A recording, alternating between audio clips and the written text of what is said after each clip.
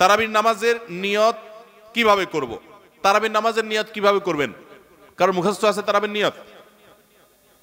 নামাইতুয়ান বলেন, কার মুখস্থ আছে? একজন বলেন অন্তত। তারাবির নিয়ত কে বলতে পারবে? বলেন বলেন ভাই।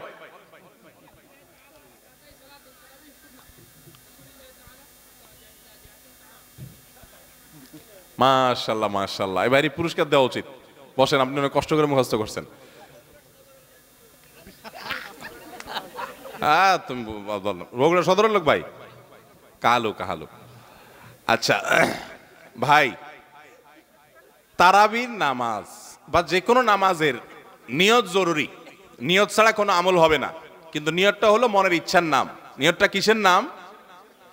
আমি ভাইকে দিয়ে নিয়তটা কেন শুনছি সেটা আপনারা জানেন? জানেন না আপনারা? আমি ওনাকে দিয়ে কেন শুনলাম বলেন তো? কে বলতে পারবেন? কে বলতে পারবেন না?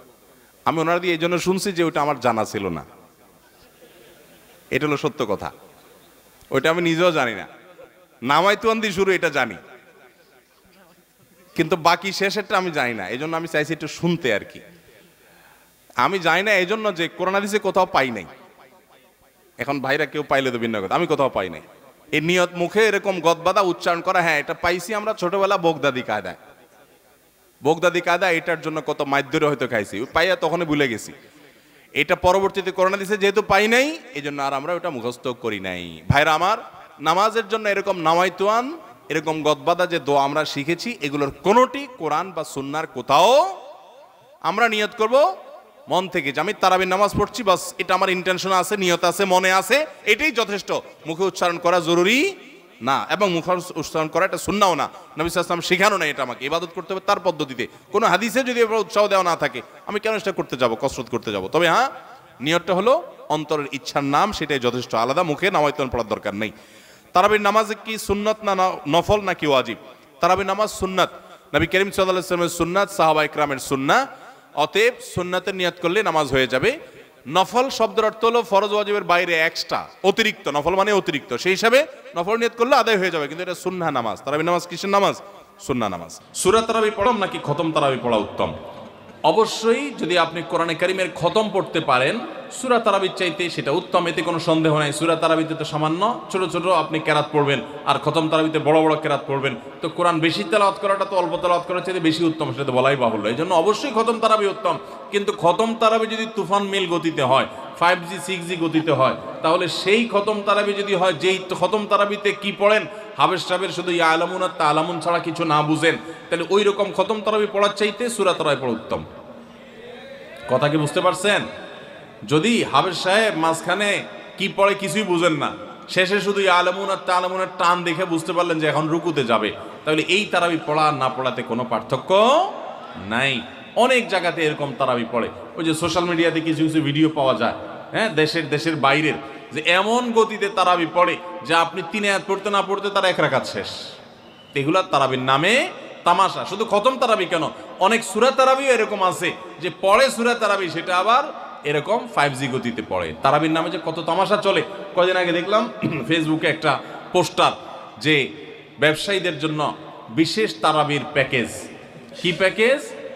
7 দিনে খতমের প্যাকেজ, 5 দিনে খতমের প্যাকেজ, আর একটা 3 দিনে খতমের প্যাকেজ। একটা রেজিস্ট্রেশন ফি 1400 টাকা, আর একটা রেজিস্ট্রেশন ফি বোধ হয় 2000 টাকা, আর একটা রেজিস্ট্রেশন ফি আর একটু কম টাকা। হ্যাঁ, রেজিস্ট্রেশন ফি দিয়া হাবেজ সাহেবরা চুক্তি করে তারাবি পড়ায়। কিয়ামতের আগে যে আরো কত কিছু হবে একমাত্র আল্লাহ তাআলাই ভালো জানেন। এগুলো সব তারাবির নামে কি ভাই? তামাশা।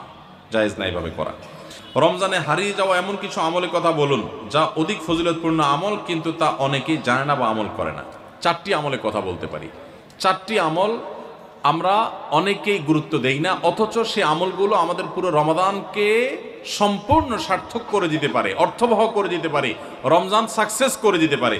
সে 4টার ভিতরে প্রথম এবং 1 নম্বর যেটা বলতে চাই তা হলো রমজান মাসে রোজা রেখে এবং রাতের বেলা পুরো রমজান জুড়ে সকল প্রকার পাপাচার, কাউকে কষ্ট দেওয়া, গালি দেওয়া, হক নষ্ট করা, সব ধরনের গুনাহ থেকে, গীবত শিকায়াত করা, চোখের গুনাহ, সোশ্যাল মিডিয়া ইত্যাদি সবগুলো থেকে বেঁচে থাকবেন। প্ল্যান করে যে কোনো মূল্যে, প্রয়োজনে আমি আইডি ডিঅ্যাক্টিভ করে ফেলবো, অ্যাপ ডিলিট করে ফেলবো, তারপর সব ধরনের গুনাহ থেকে বেঁচে থাকবেন। এটা হলো রমজান সার্থক করার সবচেয়ে গুরুত্বপূর্ণ কাজ। 1। 2 নম্বর হলো রমজানে আমরা অনেকে কোরআন পড়ি কিন্তু কোরআন শোনাশুনি করি না, হাফেজরা করে অবশ্য। নবী করিম সাল্লাল্লাহু আলাইহি সাল্লাম রমাদানে শোনাশুনি করতেন, এটা একটা হারিয়ে যাওয়া সুন্নাহ বলতে পারি। জিবরিলকে তিনি শোনাতেন, আবার জিবরিলের কাছ থেকে তিনি শুনতেন। এই জন্য আপনি কোরআন পড়বেন, আপনার স্ত্রী শুনবে, আবার স্ত্রী পড়বে, আপনি শুনবেন। স্ত্রী বলে কোনো কথা নয়, এরকম একে অন্যের সাথে কোরআন শোনাশুনি করবেন, এটা একটা হারিয়ে যাওয়া আমল। 3 নম্বর হলো রমজানের শেষ 10 দিন এতেকাফ করবেন। রমজানের শেষ 10 দিনের এতেকাফ এমন একটা আমল, রমজানের রোজা ফরজ হওয়ার পর থেকে নিয়ে মৃত্যু পর্যন্ত নবী সাল্লাল্লাহু আলাইহি সাল্লাম জীবনে কখনো এতেকাফ ছাড়েন নাই। আমরা ম্যাক্সিমাম মানুষ জীবনে কখনো করি নাই। এতেকাফ করা হলো আল্লাহর ঘরে এসে গাঁটটি বোসকানেই পড়ে যাও যে আল্লাহ ক্ষমা করা ছাড়া যাব না। এতেকাফ করা যদি মসজিদে ঘুমায়ও থাকে, এতেকাফ করাটাই যেহেতু একটা স্বতন্ত্র ইবাদত, সো তার এতেকাফ করার মাধ্যমে লাইলাতুল কদর তিনি অটোমেটিক পাবেন ইনশাআল্লাহ। এই জন্য এতেকাফের আমলটা আমাদের রমাদানকে সার্থক করে দিতে পারে, অথচ এটা হারিয়ে যাচ্ছে। আর 4 নম্বর এবং সর্বশেষ হলো রমজানের শেষ দশক হলো ইবাদতের দশক, আমলের দশক। আমরা প্রথম 2 দশকে যা পারি না পারি, শেষ দশক বেশি আমল করার চেষ্টা করব। অনেকে আমরা শহর থেকে গ্রামে যাওয়ার জন্য পরিকল্পনা করতে করতে 4-5 দিন চলে যায়, অনেকে কেনাকাটার জন্য 4-5 দিন ব্যয় করে ফেলি, ঈদের প্রস্তুতির জন্য আমাদের শেষের দিনগুলো নষ্ট হয়ে যায়। এগুলো না করে আল্লাহর ওয়াস্তে শেষ দশককে ইবাদতের জন্য রিজার্ভ করে ফেলি, গোটা ফ্যামিলি সহ ইবাদত বন্দেগী করি, রমজানটাকে আমরা উপভোগ করতে পারবো ইনশাআল্লাহ। এটা আমাদের জন্য তৃপ্তির রমাদান হবে। আল্লাহ আমাদেরকে তৌফিক দান করুন। তাহলে 4টি আমলের কথা বলেছি, সকল প্রকার গুনাহ থেকে বেঁচে থাকা, কোরআন শোনাশুনি করা, এতেকাফ করা এবং রমজানের শেষ দশক বিশেষভাবে ইবাদতের পরে যত্নশীল হওয়া, শেষ দশকে সকল ব্যস্ততা কমায়